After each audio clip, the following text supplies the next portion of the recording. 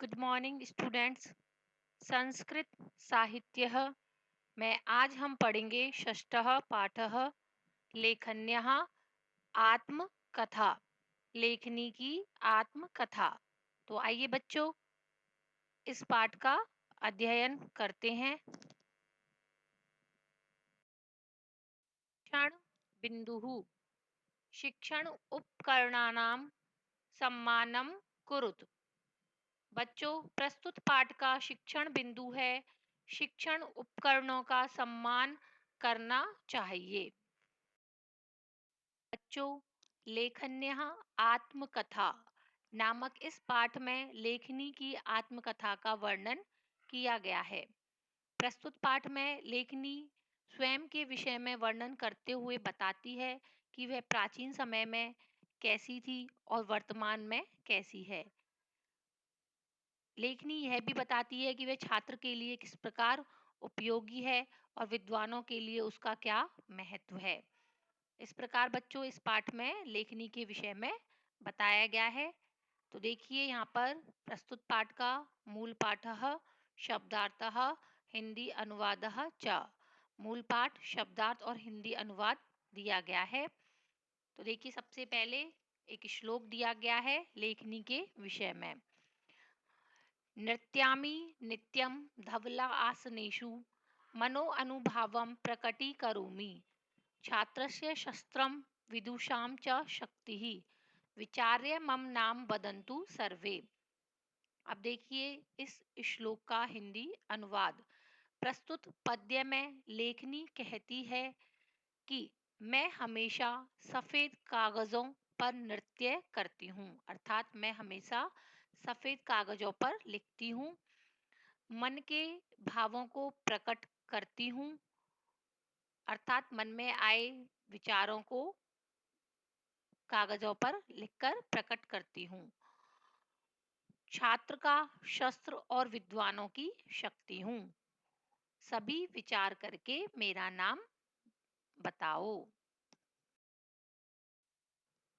सत्यम सत्यम मम नाम लेखनी अस्ति। बालाः मां कलमम अपि कथयन्ति। अहम एव भूतं वर्तमानं भविष्यं च दृष्ट्वा करगदेषु लिखामि। कोऽपि मां विना विद्वान् भवितुं न शक्नोति। यदा अहं चलामि तदा जगत् स्थिरं भवति। छात्रस्य कृते अहं शस्त्रम् अस्मि। मां विना विद्वांसः पराजिताः भवन्ति। मम महिमा अपूर्वा अस्ति। महाभारतस्य कथा इव मम कथा विशालः अस्ति। शब्दार्थः। अब देखिए शब्दार्थ। करगदेशु कागजों पर, दृष्टवा देखकर, यदा जब, जगत संसार, तदा तब, अपूर्वा अनोखी। तो देखिए लेखनी क्या कहती है। सत्यम सत्यम, सत्य सत्य यानी सच है, सच है। मम नाम लेखनी अस्ति, मेरा नाम लेखनी है। बालाः मां कलमम अपि कथयन्ति, बालक मुझे कलम भी कहते हैं। अहम ए भूतम वर्तमानम भविष्यम च दृष्ट्वा करगदेषु लिखामि, मैं ही भूत वर्तमान और भविष्य को देखकर कागजों पर लिखती हूँ। को अपि माम बिना विद्वान भवितुम न शक्नोति, कोई भी मेरे बिना विद्वान नहीं हो सकता, यानी कोई भी मेरे बिना विद्वान होने में समर्थ नहीं है। यदा अहम चलामि तदा जगत स्थिरम भवति, जब मैं चलती हूँ तब संसार स्थिर हो जाता है। छात्रस्य कृते अहम शस्त्रम अस्मि, छात्र के लिए मैं शस्त्र हूँ। माम बिना विद्वांसः पराजिताः भवन्ति, मेरे बिना विद्वान पराजित हो जाते हैं, हार जाते हैं। मम महिमा अपूर्वा अस्ति, मेरी महिमा अनोखी है। महाभारतस्य कथा एव मम कथा विशालः अस्ति। महाभारत की कथा के समान मेरी कथा विशाल है। अर्थात जिस प्रकार महाभारत की कथा कथा बहुत बड़ी है, बहुत विशाल है, उसी प्रकार मेरी कथा भी, मेरी कहानी भी बहुत बड़ी है। श्रूयताम यदा जातकः उत्पन्नः भवति तदा षष्ठीरात्रौ माता जातकस्य समीपे मम स्थापना करोति।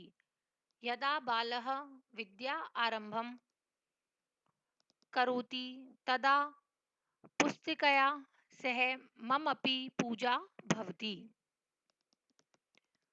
छात्राणां तु अहम् एव आधारः। मां विना तु छात्राः कदापि कक्षायां न प्रविशन्ति। परीक्षासमये तु छात्राणां कृते अहम् एव सहायिका अस्मि। सर्वे मम सेवाप्रयत्नेन कुर्वन्ति। शब्दार्थः जातकः मीन्स संतान।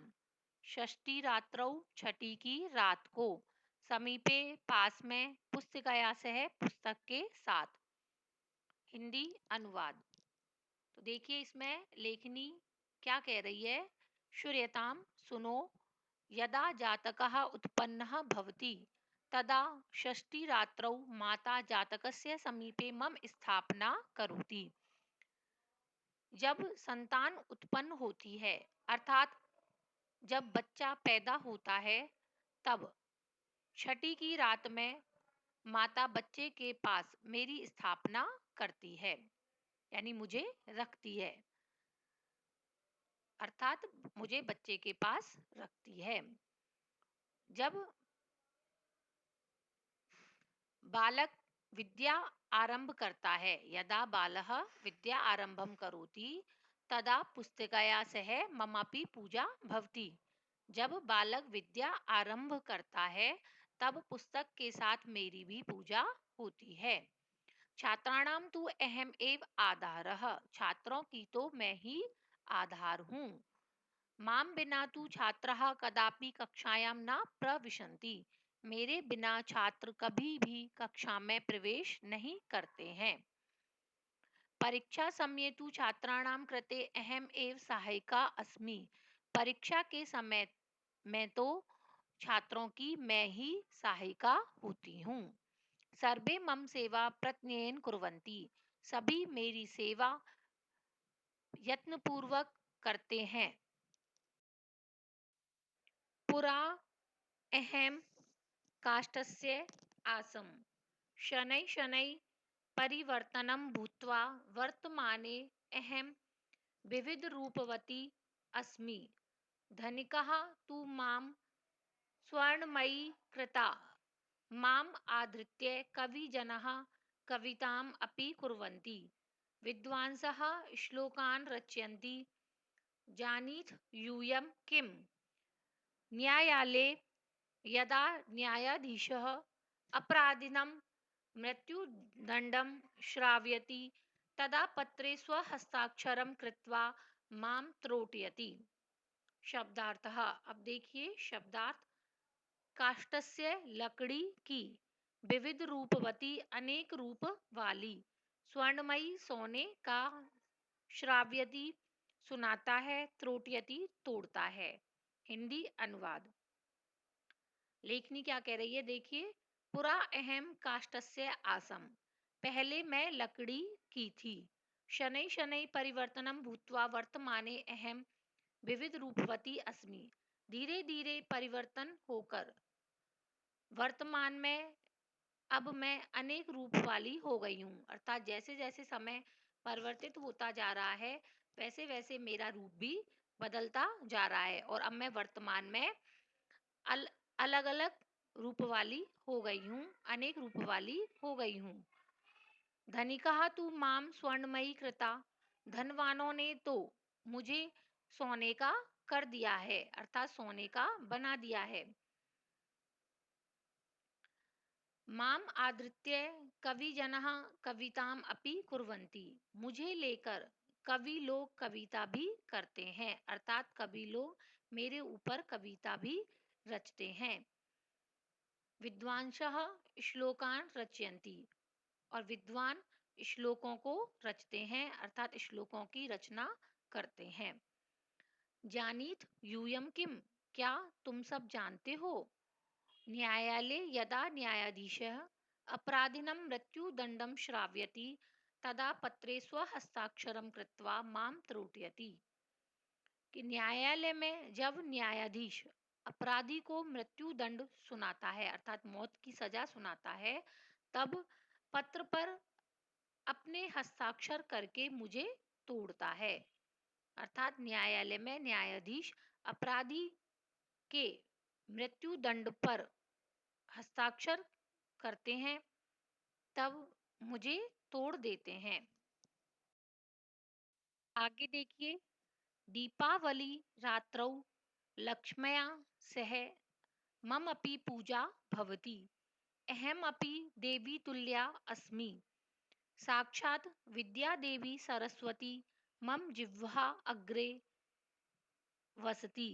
एतद् अर्थं पंडिताः मां पूजयन्ति, अधिकं न कथयित्वा अहं सर्वान् प्रार्थयामि यत् कोऽपि जनः मया सह अनुचितं व्यवहारं मा करोतु, मम अनादरं मा करोतु। यदि मह्यम् आदरं दास्यसि तदा अहमपि तुभ्यम् आदरं दास्यामि।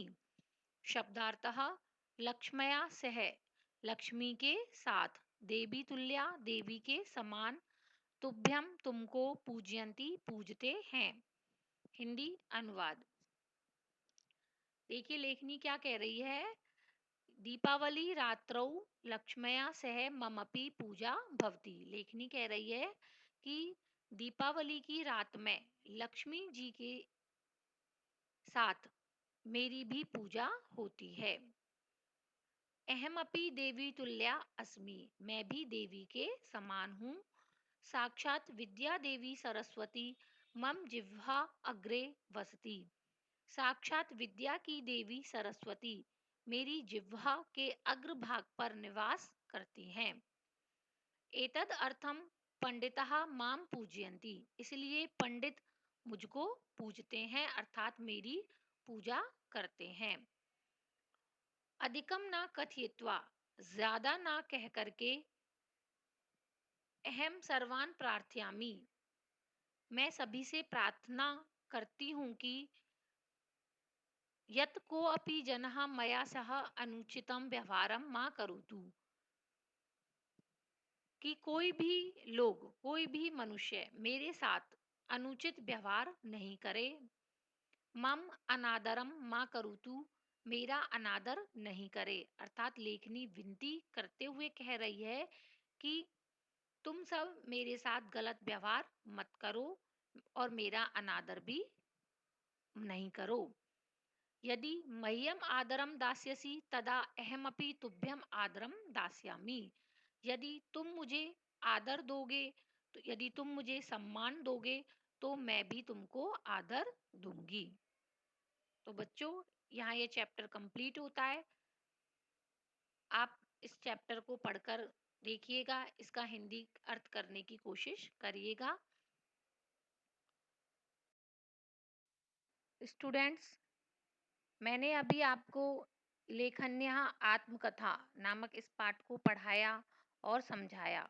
उम्मीद है आपको यह चैप्टर समझ में आ गया होगा। यहाँ इस पाठ से संबंधित कुछ प्रश्न उत्तर दिए गए हैं। पाठ्य पुस्तकस्य प्रश्नो उत्तराणि। तो देखिए, सबसे पहले फर्स्ट क्वेश्चन है, एक पदेन उत्तरत, एक पद में उत्तर दीजिए। इसमें सबसे पहला प्रश्न है, लेखनी किम प्रकटी करोति, लेखनी क्या प्रकट करती है? उत्तरम उत्तरे मनो अनुभावम, मन के भावों को। सेकंड, काम बिना विद्वांसः पराजितः भवन्ति, किसके बिना विद्वान पराजित हो जाते हैं? उत्तरम लेखनी, लेखनी के बिना। थर्ड, पुरा लेखनी कस्य आसीत्, पहले लेखनी किसकी थी, यानी कैसी थी, किसकी थी? उत्तरम उत्तरे काष्ठस्य लकड़ी की। फोर्थ क्वेश्चन है के माम पूजयंती, कौन मेरी पूजा करते हैं, मुझको पूजते हैं। उत्तरम, उत्तर है पंडितः, पंडित लोग। सेकंड क्वेश्चन है पूर्ण वाक्येन उत्तरत। इसमें सबसे पहला प्रश्न है लेखनी किम दृष्ट्वा करगदेशु लिखती, लेखनी क्या देखकर कागजों पर लिखती है। उत्तरम, उत्तर है लेखनी भूतम वर्तमानम भविष्यम चा दृष्ट्वा करगदेशु लिखती, लेखनी भूत वर्तमान और भविष्य को देखकर कागजों पर लिखती है। सेकंड, कदा लेखन्यः अपि पूजा भवति, कब लेखनी की भी पूजा होती है। उत्तरम, यदा बालः विद्या आरंभम करोति तदा पुस्तिकया सह लेखन्यः अपि पूजा भवति, अर्थात जब बालक विद्या आरंभ करता है तब पुस्तक के साथ लेखनी की भी पूजा होती है। थर्ड, न्यायाधीशः कदा लेखनीं त्रोटयति, न्यायाधीश कब लेखनी को तोड़ता है। उत्तरम, न्यायालये यदा न्यायाधीशः अपराधिनं मृत्युदंडं श्रावयति तदा पत्रे स्वहस्ताक्षरं कृत्वा लेखनीं त्रोटयति, न्यायालय में जब न्यायाधीश अपराधी को मृत्यु दंड सुनाता है तब पत्र पर अपने हस्ताक्षर करके लेखनी को तोड़ता है।